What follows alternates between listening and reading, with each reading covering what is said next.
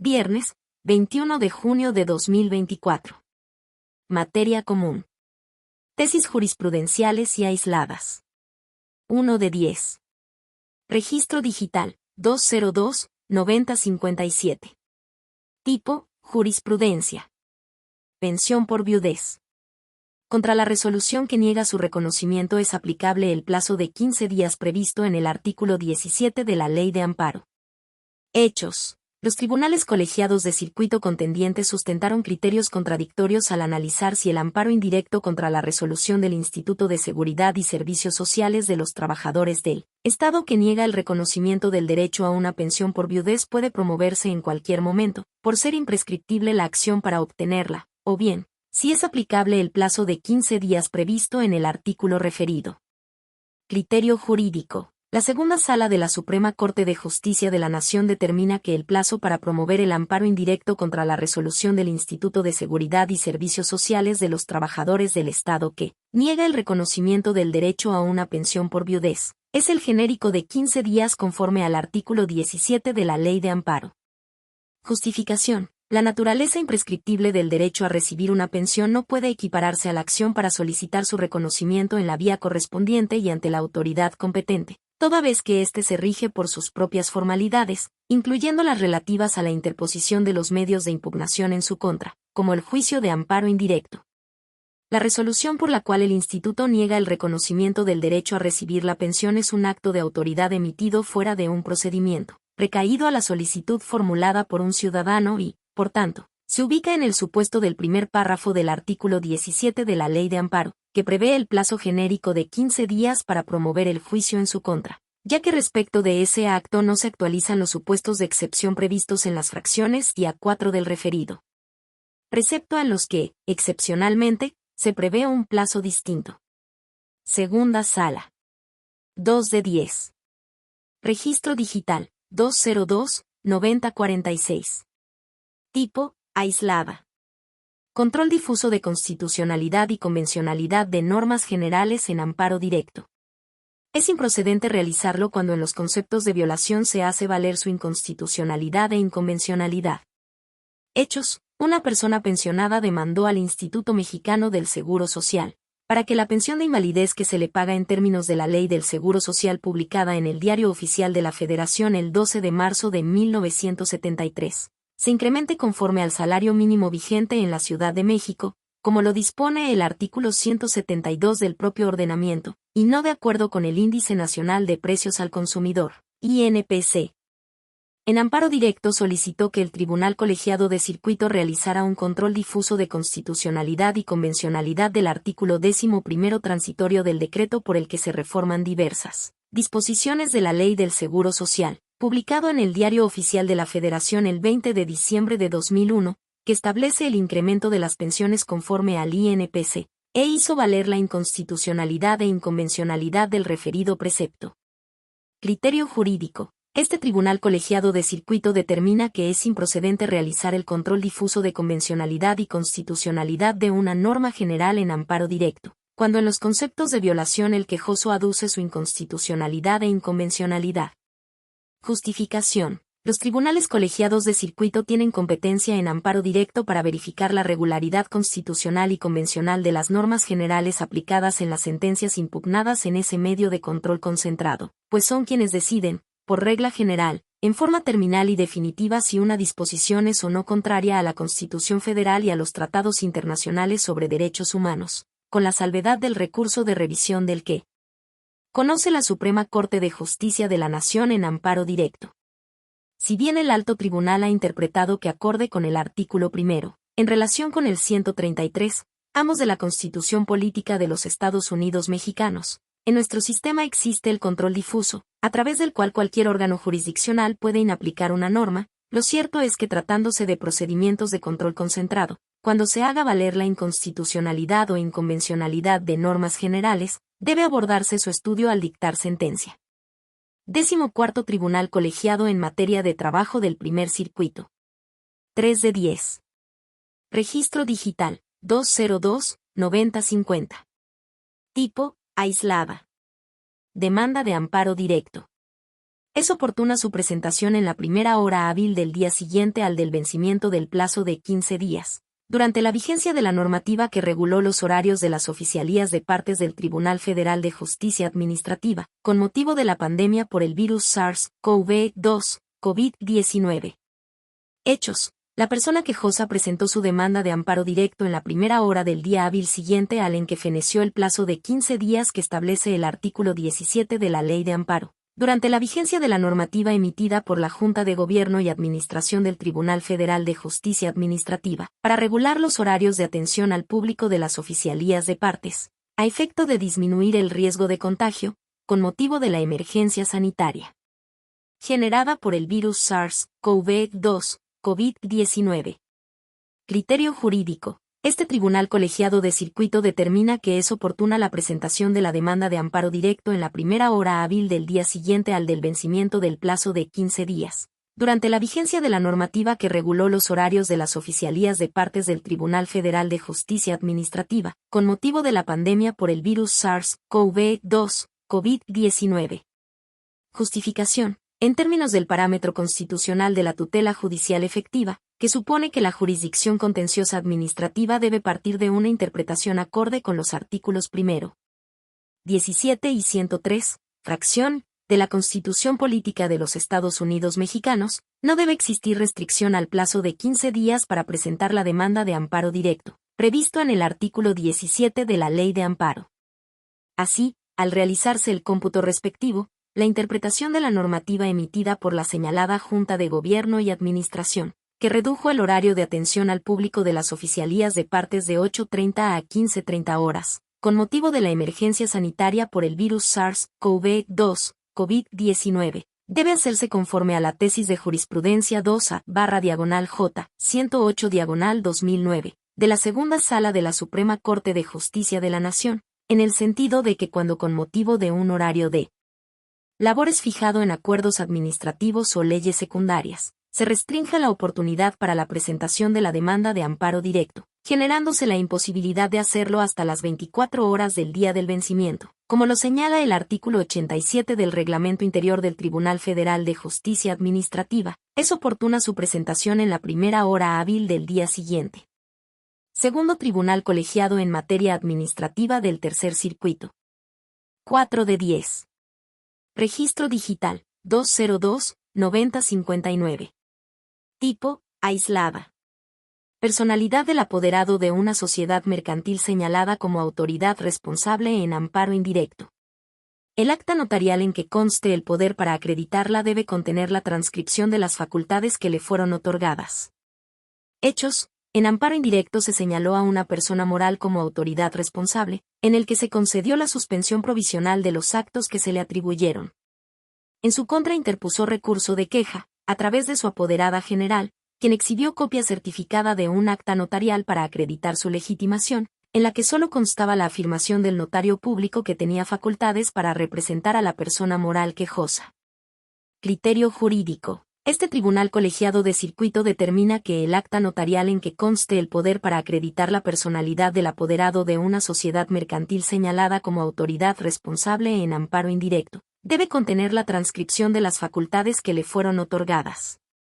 Justificación. Si bien es cierto que el artículo 9, último párrafo, de la Ley de Amparo prevé que cuando una o varias personas particulares sean señaladas como autoridades responsables, podrán comparecer a juicio o hacer valer cualquiera de los recursos respectivos, además de por sí mismas, a través de un representante o de un apoderado, también lo es que cuando sea a través de este último, conforme al artículo 10 de la Ley de Sociedades Mercantiles, el poder notarial correspondiente debe contener la transcripción del instrumento en la parte en que contenga las facultades que le fueron otorgadas, por lo que no es suficiente que el fedatario haga constar que el poder dante está autorizado para otorgar poderes, pues las transcripciones son indispensables para que el tribunal que conoce el asunto pueda juzgar, por sí mismo, acerca de la comprobación fehaciente de su personalidad, dado que la fe pública notarial no comprende la facultad de reconocer la personalidad de un representante. Cuarto Tribunal Colegiado en Materia Administrativa del Segundo Circuito. Queja 369/2023. 6 de octubre de 2023. Unanimidad de votos. Ponente, Verónica Judith Sánchez Valle. Secretario, David Lara Gómez. Esta tesis se publicó el viernes 21 de junio de 2024 a las 10:27 horas en el Semanario Judicial de la Federación. 5 de 10. Registro digital, 202-9060. Tipo, aislada. Personalidad en amparo indirecto. La prevención para que la acredite quien promueve ostentándose como apoderado de la persona quejosa, no obstante haber exhibido copia simple de la actuación en que se le reconoció ese carácter por la autoridad responsable, es ilegal. Hechos. En amparo indirecto la persona juzgadora requirió a quien se ostentó como apoderado de la persona quejosa que acreditara su personalidad, no obstante que exhibió copia simple de la actuación en que se le reconoció ese carácter por la autoridad responsable. Criterio jurídico. Este tribunal colegiado de circuito determina que la prevención a quien promueve amparo indirecto ostentándose como apoderado de la persona quejosa para que acredite su personalidad, a pesar de haber exhibido copia simple de la actuación en la que se le reconoció ese carácter por la autoridad responsable, es ilegal. Justificación. El artículo 11, primer párrafo, de la Ley de Amparo establece que la personalidad de quien comparezca al amparo indirecto en nombre del quejoso o del tercero interesado, y afirme tener reconocida su representación ante la autoridad responsable le será admitida, siempre que lo acredite con las constancias respectivas. Sin embargo, no precisa la forma en que debe justificarse al presentar la demanda, esto es, si debe ser en forma fehaciente o presuntivamente. Por tanto, en atención al principio pro persona reconocido en el artículo 1 de la Constitución Política de los Estados Unidos Mexicanos, que implica efectuar la interpretación más favorable para el efectivo goce y ejercicio de los derechos fundamentales, se concluye que para tener por acreditada dicha representación, basta que exhiba copia simple de la actuación en la que le haya sido reconocida por la autoridad responsable, ya que el referido artículo 11 no exige requisitos formales, aunado a que conforme a su último párrafo, la autoridad responsable debe expresar en el informe justificado si el promovente tiene el carácter con que se ostenta. De ahí que la prevención referida sea ilegal. Tribunal Colegiado del 32º Circuito. 6 de 10. Registro digital, 202-9051. Tipo, jurisprudencia. Demanda de amparo directo presentada a través del Tribunal Electrónico para la Justicia Administrativa, TEJA, del Tribunal de Justicia Administrativa del Estado de México sin firma electrónica. Cumple con el principio de instancia de parte agraviada. Hechos. Los tribunales colegiados de circuito contendientes sustentaron criterios contradictorios al examinar la validez de la demanda de amparo directo presentada a través del Tribunal Electrónico para la Justicia Administrativa, TEJA, previsto en el acuerdo por el que se establecen los lineamientos generales para el uso, buen funcionamiento e incorporación de las tecnologías de la información y comunicación en los procesos administrativos y jurisdiccionales proporcionados por el Tribunal de Justicia Administrativa del Estado de México, publicado en la Gaceta del Gobierno del Estado de México el 20 de julio de 2021. Mientras que uno consideró que la presentación de la demanda sin firma autógrafa cumple con el principio de instancia de parte agraviada, al ser posible identificar a quien incorporó el documento al sistema por medio del usuario utilizado, el otro estableció que la presentación de la demanda con firma escaneada no cumple con ese principio, al ser necesaria una firma electrónica y no una versión digitalizada de la firma autógrafa. Criterio jurídico. El Pleno Regional en Materias Administrativa y Civil de la Región Centro-Norte, con residencia en la Ciudad de México, determina que la demanda de amparo directo presentada a través del TEJA sin firma electrónica, cumple con el principio de instancia de parte agraviada que rige en el juicio de amparo. Justificación. La segunda sala de la Suprema Corte de Justicia de la Nación en la contradicción de tesis 220/2017, sostuvo que la falta de convenio de coordinación entre el Consejo de la Judicatura Federal y los poderes judiciales locales no es imputable a los particulares, sino a las autoridades jurisdiccionales. Si bien el envío de promociones electrónicas a través del TEJA no se realiza con el empleo de la firma electrónica certificada del Poder Judicial de la Federación, FIREL, la firma electrónica avanzada, FIEL, o la firma electrónica avanzada del Poder Judicial del Estado de México, FEJEM, lo cierto es que el registro y la obtención de la contraseña en el Tribunal Electrónico constituyen elementos objetivos que evidencian la manifestación de la voluntad de los justiciables para promover el amparo directo, ya que permiten conocer la identidad de la persona que lo utiliza y que quien lo hace tiene facultades para ello.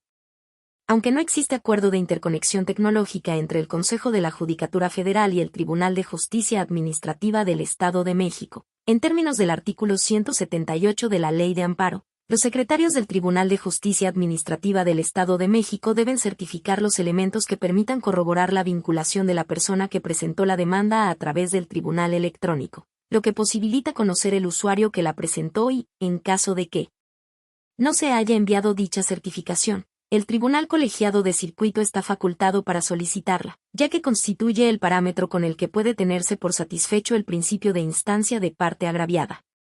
Pleno Regional en Materias Administrativa y Civil de la Región Centro-Norte, con residencia en la Ciudad de México. 7 de 10. Registro Digital, 202-9052. Tipo, jurisprudencia. Demanda de amparo directo presentada a través del Tribunal Electrónico para la Justicia Administrativa, TEJA, sin firma electrónica. El requisito que permita a los secretarios del Tribunal de Justicia Administrativa del Estado de México corroborar la vinculación de la persona que la presentó está comprendido en la certificación prevista en el artículo 178, fracción, de la Ley de Amparo. Hechos. Los tribunales colegiados de circuito contendiente sustentaron criterios contradictorios al examinar la validez de la demanda de amparo directo presentada a través del Tribunal Electrónico para la Justicia Administrativa, TEJA, previsto en el acuerdo por el que se establecen los lineamientos generales para el uso, buen funcionamiento e incorporación de las tecnologías de la información y comunicación en los procesos administrativos y jurisdiccionales proporcionados por el Tribunal de Justicia Administrativa del Estado de México, publicado en la Gaceta del Gobierno del Estado de México el 20 de julio de 2021. Mientras que uno consideró que la presentación de la demanda sin firma autógrafa cumple con el principio de instancia de parte agraviada, al ser posible identificar a quien incorporó el documento al sistema por medio del usuario utilizado. El otro estableció que la presentación de la demanda con firma escaneada no cumple con ese principio, al ser necesaria una firma electrónica y no una versión digitalizada de la firma autógrafa. Criterio jurídico. El Pleno Regional en Materias Administrativa y Civil de la Región Centro-Norte, con residencia en la Ciudad de México, determina que el requisito que permita corroborar la vinculación de la persona que presentó la demanda de amparo directo a través del TEJA está comprendido en la certificación que deben realizar los secretarios del propio tribunal conforme al artículo 178, fracción, de la Ley de Amparo, en la que debe hacerse constar que el documento se presentó a través ya referido tribunal electrónico. Justificación. Aunque no existe un acuerdo de interconexión tecnológica entre el Consejo de la Judicatura Federal y el Tribunal de Justicia Administrativa del Estado de México, los secretarios de este deben certificar los elementos que permitan corroborar la vinculación de la persona que presentó la demanda de amparo directo a través del TEJA.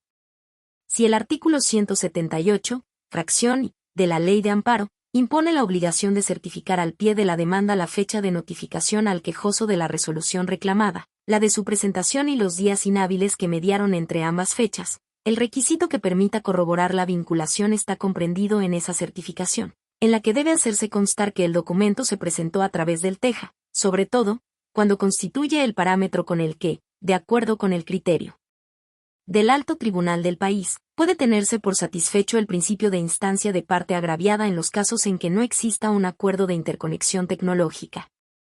Pleno Regional en Materias Administrativa y Civil de la Región Centro-Norte, con residencia en la Ciudad de México. 8 de 10. Registro Digital, 202-9064. Tipo, jurisprudencia. Suspensión definitiva con efectos restitutorios. Procede contra la ejecución de una sentencia que revoca la medida cautelar decretada en un procedimiento de naturaleza mercantil. Hechos. Los tribunales colegiados de circuito contendiente sustentaron criterios contradictorios al analizar la posibilidad de conceder la suspensión definitiva en términos del artículo 147 de la Ley de Amparo, respecto de la ejecución de la sentencia de segunda instancia que revoca la medida cautelar decretada en un procedimiento de naturaleza mercantil. Mientras que uno sostuvo que la ejecución de esa sentencia sí es susceptible de ser suspendida sin que implique otorgar efectos restitutorios en el goce del derecho violado, el otro consideró que tal acto no es susceptible de suspenderse, pues equivaldría a darle efectos restitutorios propios de la sentencia de fondo del juicio de amparo. Criterio jurídico. El Pleno Regional en Materias Administrativa y Civil de la Región Centro-Sur, con residencia en la Ciudad de México, Determina que es factible conceder la suspensión definitiva con efectos restitutorios respecto de la ejecución de la sentencia de segunda instancia que revoca la medida cautelar decretada en un procedimiento de naturaleza mercantil. Justificación. La segunda sala de la Suprema Corte de Justicia de la Nación, al resolver la contradicción de criterios 338/2022, de la que derivó la jurisprudencia 2A/J 22/2023, 11ª. Precisó que el enunciado conservar la materia del amparo hasta la terminación del juicio, del artículo 147 de la Ley de Amparo, debe contextualizarse en el sentido de que la concesión de la suspensión significa que su finalidad es que el órgano jurisdiccional proteja el derecho que la quejosa estima afectado, y que la materia del juicio subsiste cuando, de resolverse en lo principal de forma adversa al quejoso, puedan retrotraerse los efectos de la suspensión. Esto implica que previo a emitir el acto reclamado existía una medida cautelar decretada a favor de la parte quejosa, misma que fue revocada en la sentencia de segunda instancia cuya ejecución se reclama, por lo que la finalidad de la suspensión será que la persona juzgadora proteja la medida cautelar. El beneficio alcanzado con la suspensión será transitorio, ya que podrá retrotraerse en caso de que, en lo principal, se dicte una sentencia adversa a sus intereses, lo que evidencia que el juicio de amparo no quedaría sin materia, pues la ejecución de la sentencia reclamada solo se retrasaría más no se extinguiría. De ahí que proceda a otorgar la suspensión definitiva con efectos restitutorios, en los casos en que la medida suspensional sea procedente en términos del artículo 128 de la citada ley. Pleno regional en materias administrativa y civil de la región Centro-Sur, con residencia en la Ciudad de México. 9 de 10. Registro digital, 202-9065. Tipo, jurisprudencia. Suspensión provisional en amparo indirecto. Es improcedente concederla con efectos restitutorios contra la omisión del Tribunal de Conciliación y Arbitraje del Estado de Guanajuato de dictar un auto de admisión de pruebas. Hechos. Los tribunales colegiados de circuito contendiente sustentaron criterios contradictorios al analizar si procede conceder la suspensión provisional con efectos restitutorios contra la omisión del Tribunal de Conciliación y Arbitraje del Estado de Guanajuato de emitir el auto de admisión de pruebas, en transgresión al plazo establecido en el artículo 134 de la Ley del Trabajo de los Servidores Públicos al servicio del Estado y de los municipios.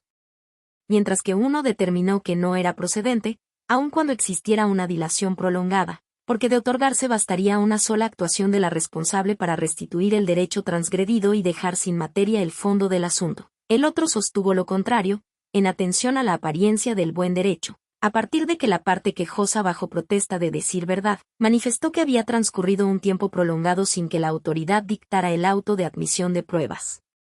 Criterio jurídico. El Pleno Regional en Materias Penal y de Trabajo de la Región Centro-Norte, con residencia en la Ciudad de México, con base en los parámetros establecidos por la Segunda Sala de la Suprema Corte de Justicia de la Nación en la jurisprudencia 2A/J 22/2023, 11ª. Determina que conforme al artículo 147 de la Ley de Amparo, no procede conceder la suspensión provisional con efectos restitutorios, contra la omisión del Tribunal de Conciliación y Arbitraje del Estado de Guanajuato, de emitir el auto de admisión de pruebas y señalar fecha para su desahogo, aun cuando bajo la apariencia del buen derecho pudiera advertirse la existencia de una dilación prolongada en su emisión.